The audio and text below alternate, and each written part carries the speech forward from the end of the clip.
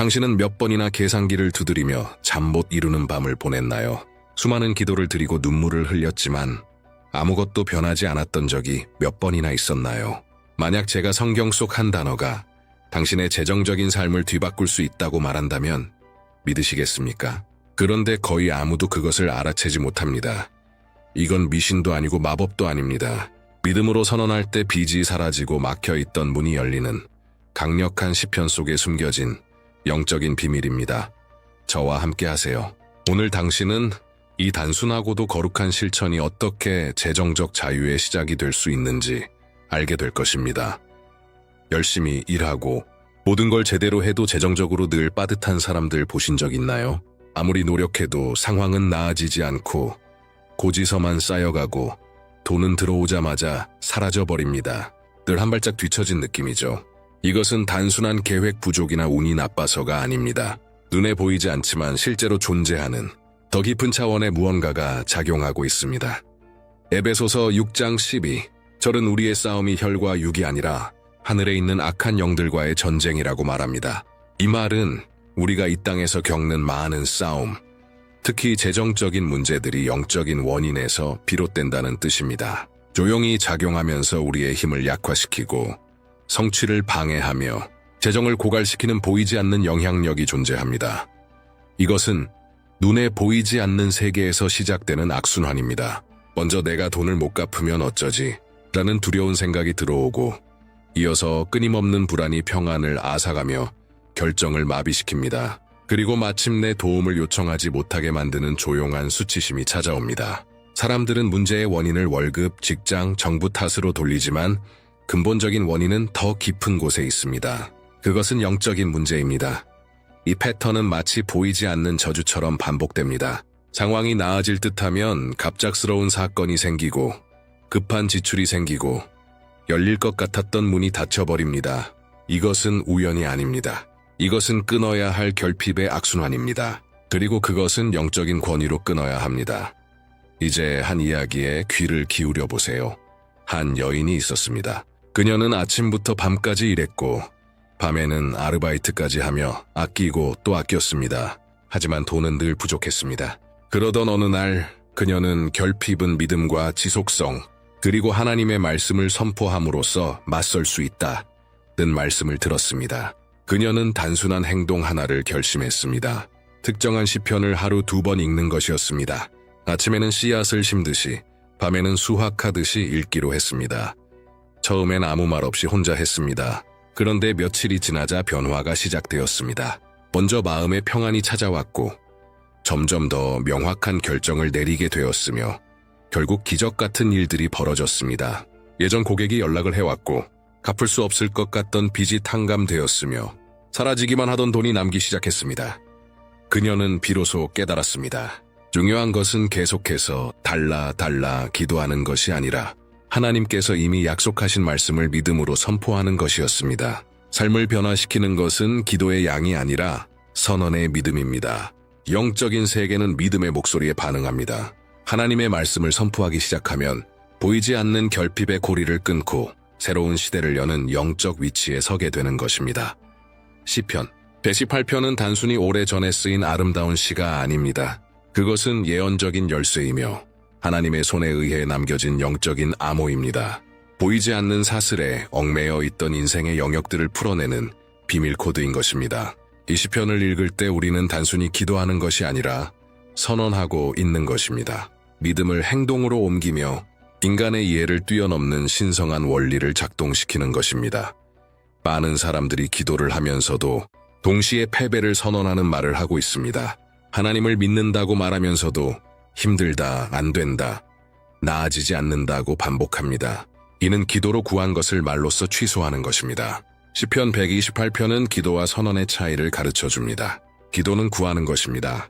선언은 믿음으로 확정하는 것입니다. 기도는 시작이고 선언은 행동하는 믿음입니다. 그리고 여기 아주 중요한 비밀이 있습니다. 이 시편을 하루에 2번 읽는 2라는 숫자에는 영적인 무게가 담겨 있습니다. 성경에서 숫자 2는 언약, 확증, 동의를 상징합니다. 아침에 이 시편을 읽는 것은 믿음의 씨앗을 심는 것이고 그날이 복된 날이 되기를 선포하는 것입니다. 밤에 다시 읽는 것은 그 선언을 확정하고 하나님께서 보이지 않는 곳에서 이미 일하시기 시작한 일들에 대해 감사하는 것입니다. 이것은 미신이 아닙니다. 이것은 영적인 원칙입니다. 아침에는 약속을 선포하고 밤에는 그 약속을 영으로 봉긴하는 것입니다. 이 반복은 의식이 아닙니다. 그것은 인내입니다. 그리고 모든 진정한 언약은 지속성을 요구합니다. 믿음은 목적을 가지고 반복되는 것에서 힘을 얻습니다. 더 놀라운 것은 시편 128편이 일반적인 내용이 아니라는 것입니다. 이 시편은 원수가 가장 자주 공격하는 세 가지 영역 1, 가정, 장수에 정확히 작용합니다. 첫 번째 영역은 일입니다. 시편은 이렇게 말합니다. 내 손이 수고한 대로 먹을 것이라, 즉 하나님께서 당신의 수고의 열매가 빼앗기지 않도록 보장하신다는 뜻입니다. 얼마나 많은 날을 일하며 최선을 다했음에도 불구하고 돈이 사라지는 것을 경험했나요? 당신의 헌신에 비해 수입이 부족하다고 느낀 적은요? 이 약속은 당신의 생계를 위한 영적 방패입니다.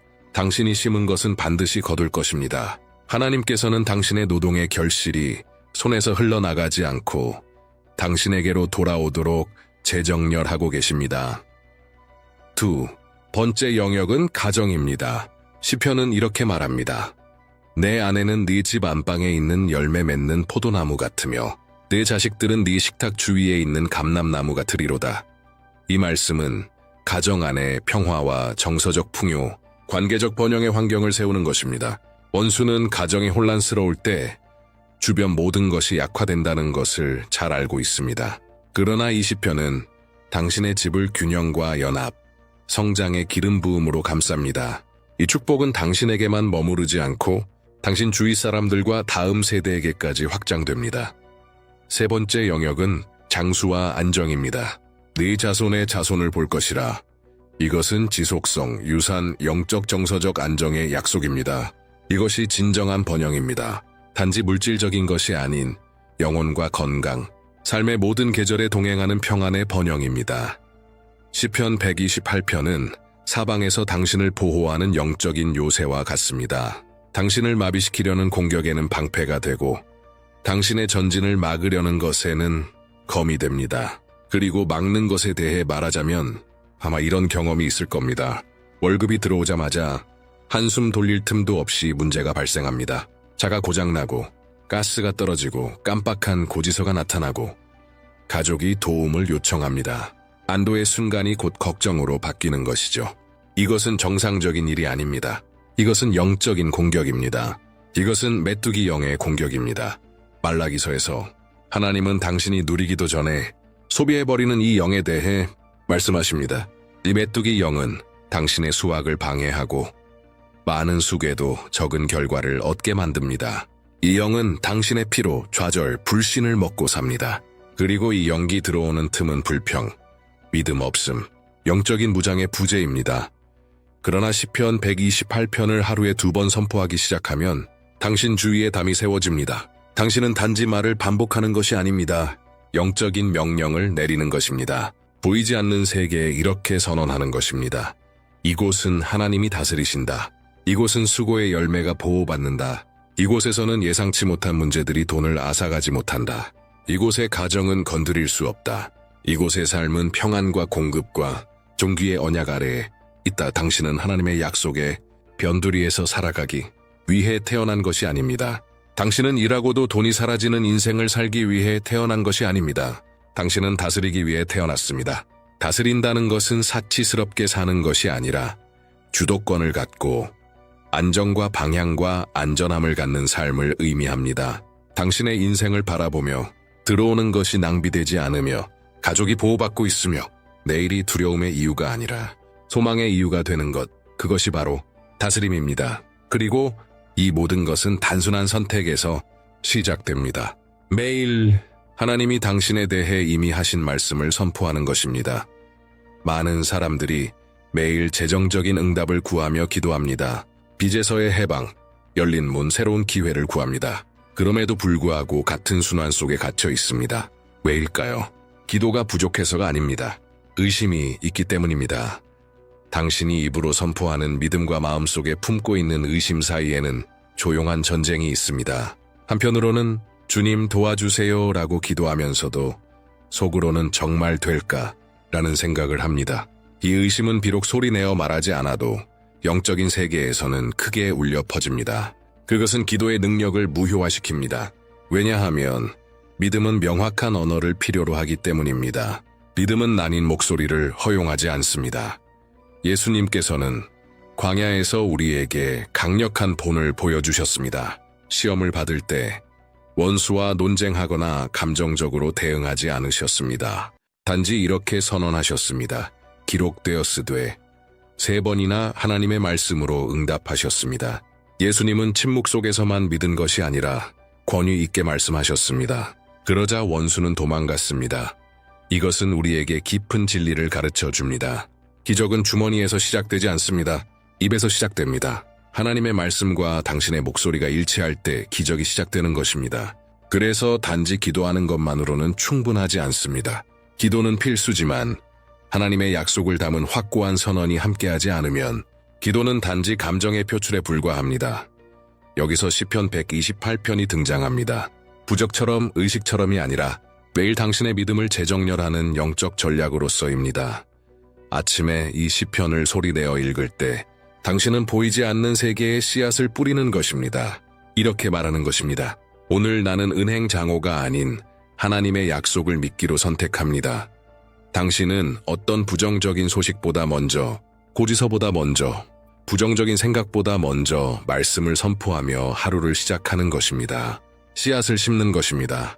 그리고 밤에는 모든 일이 기대대로 되었든 아니든 다시 읽습니다. 그러나 이번엔 다른 영으로 읽습니다. 이제는 봉인하는 것입니다. 눈에 보이지 않더라도 믿음으로는 이미 보고 있음을 확증하는 것입니다. 농부가 하루 만에 열매를 보지 못해도 밤에 다시 밭에 가서 아침에 심은 것을 물 주듯이 말입니다. 그렇다면 왜 꼭 소리 내어 읽어야 할까요? 당신의 입에는 영적인 권세가 있기 때문입니다. 그 말씀을 선포할 때 이미 존재하는 약속들이 활성화됩니다. 보이지 않는 세계에 나는 믿습니다. 라는 음성을 들려주는 것입니다. 믿음은 입술로 고백되어야 합니다. 침묵은 의심의 친구입니다. 믿음은 고백 속에서 자랍니다. 상상해보세요. 당신이 시편 128편을 소리내어 읽을 때마다 영의 세계에 새로운 길을 그리는 것입니다. 결핍이 힘을 잃는 길, 불안이 더 이상 결정을 지배하지 않는 길, 부족함이 더 이상 당신 삶의 리듬을 좌우하지 않는 길입니다. 이것은 신비주의가 아닙니다. 이것은 성경적 원리입니다. 하나님의 말씀은 살아있고 능력이 있습니다. 그리고 믿음으로 선포될 때 당신이 자는 동안에도 일합니다. 지금 이 악순환을 끊고 싶다면 마지막까지 함께 하세요. 제가 이 영적인 실천을 단계별로 안내할 것입니다. 그리고 당신은 더 이상 빚의 포로로 살지 않게 될 것입니다. 이것은 새로운 계절의 시작입니다. 결핍이 공급으로, 불안이 평안으로 바뀌는 계절, 그리고 당신의 입술이 하나님의 재정적 기적이 시작되는 문이 되는 계절입니다. 많은 사람들이 번영을 기부후와 동일시합니다. 하지만 하나님의 시각으로 보면 이 둘은 전혀 다릅니다. 부는 축적되고 드러나며 하루아침에 사라질 수도 있는 일시적인 것입니다.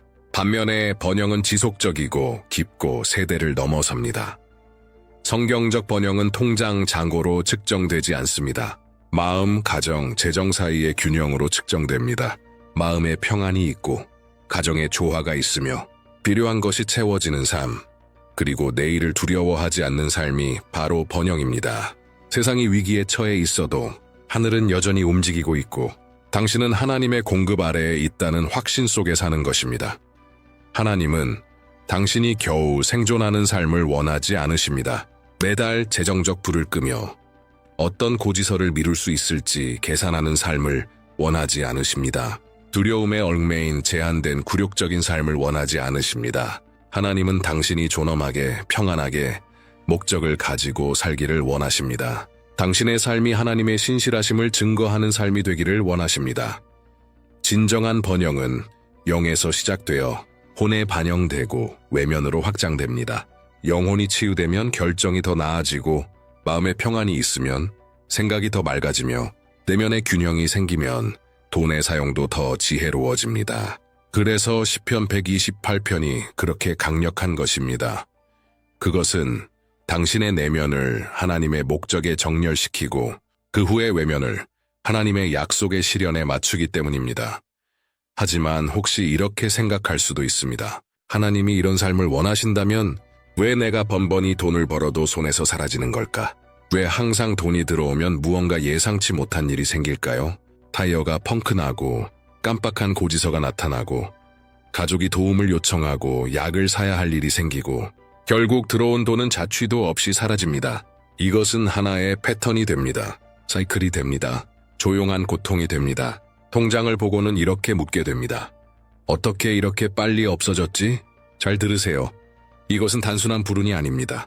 이것은 우연이 아닙니다. 이것은 영적인 차단입니다. 일상의 모습으로 가장한 결핍의 사이클이지만 그 근원은 보이지 않는 세계에 있습니다. 이것은 당신이 믿음을 잃게 만들려는 원수의 전략입니다. 절대 빠져나갈 수 없어. 이게 네 운명이야 라고 믿게 만들려는 것입니다. 하지만 하나님은 지금 당신에게 말씀하십니다.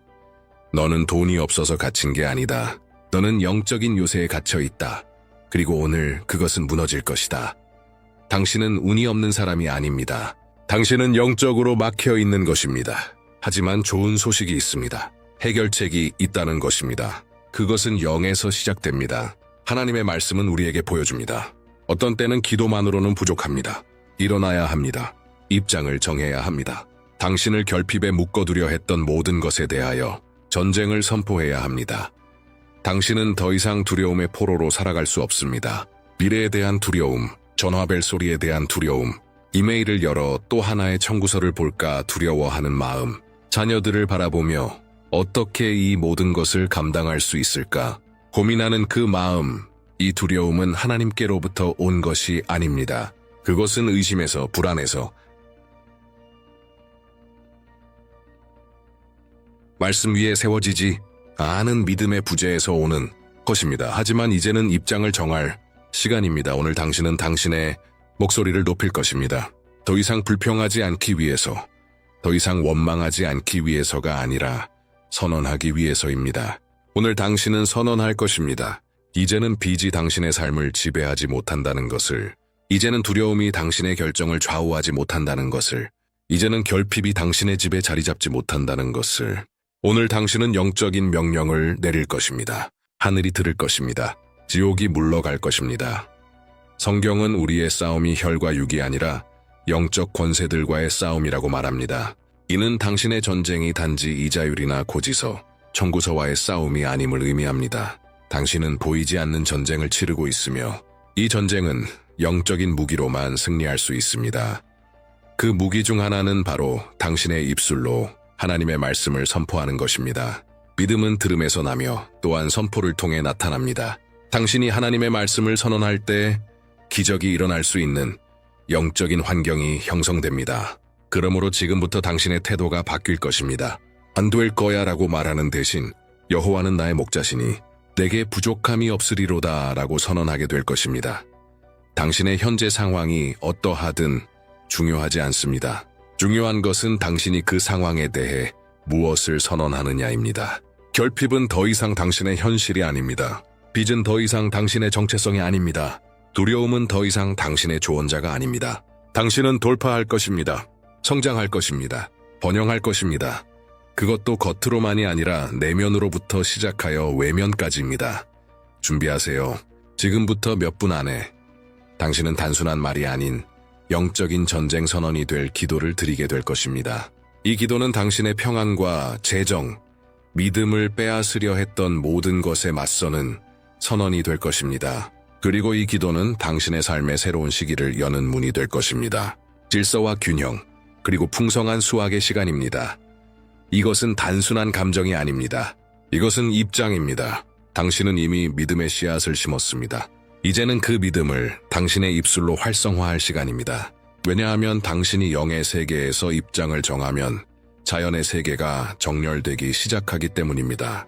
오늘 당신은 권위를 가지고 선언할 것입니다. 결핍의 사이클은 끝났다. 빚은 힘을 잃었다. 하늘의 공급이 오고 있다.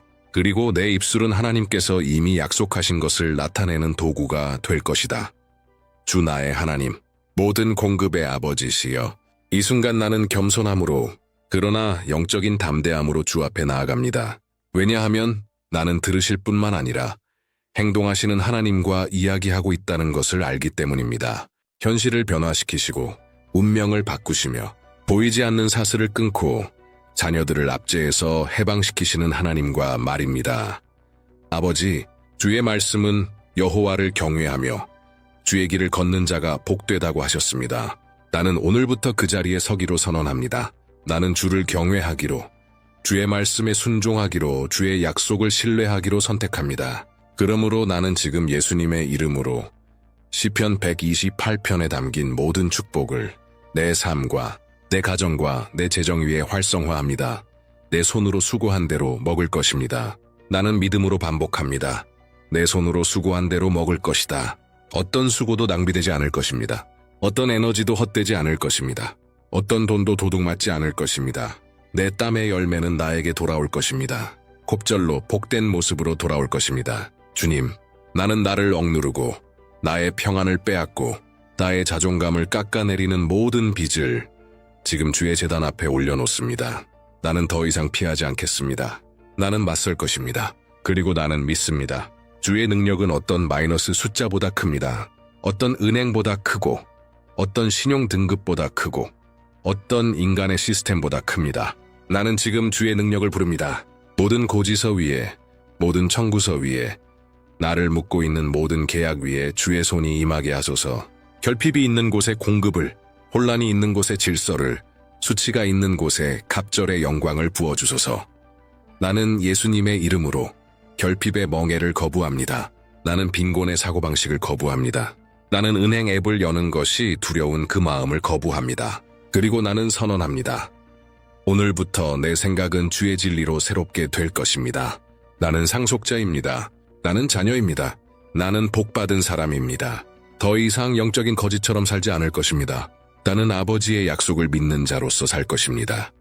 모든 악한 영향력, 모든 보이지 않는 올가미, 모든 손실의 사이클, 모든 재정적 실패의 반복, 나는 지금 예수의 이름의 권세로 그것들을 끊습니다. 권세로 그것들을 끊습니다.